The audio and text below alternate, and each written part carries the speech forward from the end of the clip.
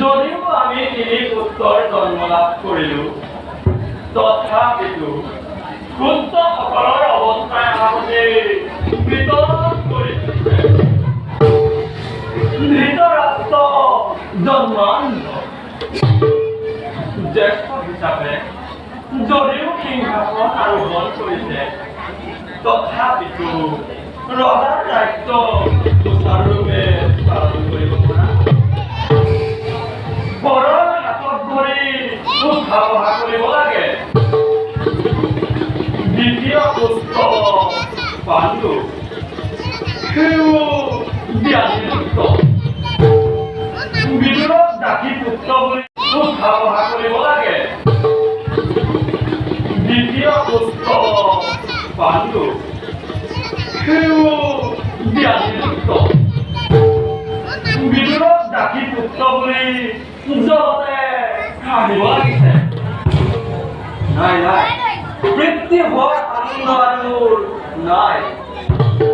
নোহোৱাটোৱেই স্বাভাৱিক সেই বৃত্তিত্ব হোৱা হ'লে আজি মোৰ এনে নহ'লহেঁতেন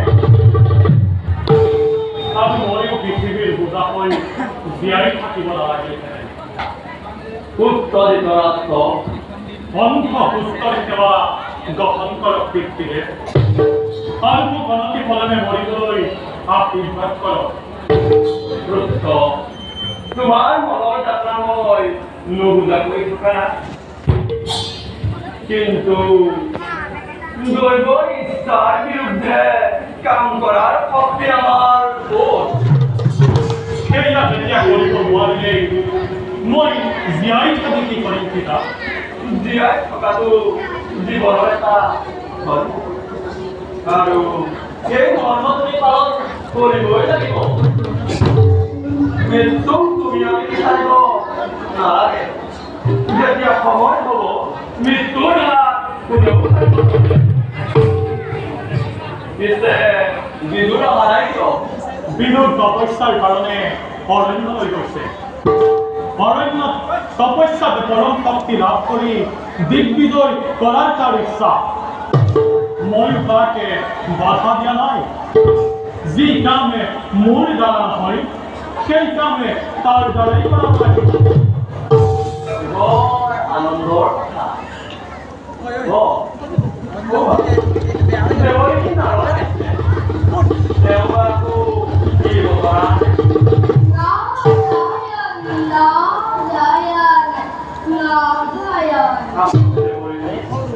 দুখৰ দিনত আপোনাৰ দৰে পৰম্পৰা প্ৰৱক্তাৰ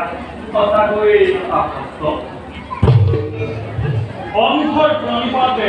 গ্ৰহণ কৰক দেৱৰসী পিছে পিতা পুত্ৰ লগ লাগি দীঘল আলোচনা কৰা হৈছে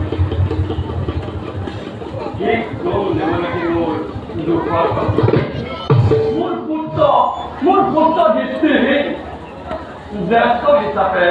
যদিও সিংহাসন আৰোহণ কৰিছে তথাপিতো তাৰ দিগ্বিজয় কৰিব নোৱাৰা লোকে তাৰ মনত শান্তি নাই আৰু ভাবে দৃষ্টি লাভ কৰা কোনো উপায় নাই তথাপি তুষ্ট কৰে যদি নাৰায়ণক সন্তুষ্ট কৰিব পাৰা সন্তুষ্ট কৰিব পাৰে সন্তুষ্ট কৰিব পাৰা তেনেহলে দৃষ্টি লাভ কৰিব পাৰা নাৰায়ণক সুস্থ কৰাৰ ব্যৱস্থা মই কৰিম আপুনি মাত্ৰ মোৰ পুত্ৰ সমস্যাৰ মনলৈ ভাত দেখুৱাই আমাক পৰম অনুগ্ৰহ কৰক। সেই কাম অতিশয় আনন্দ মনেৰে সম্পাদনা কৰিম ব'লা এতিয়া ডাক্তৰ আয়োজন কৰোঁ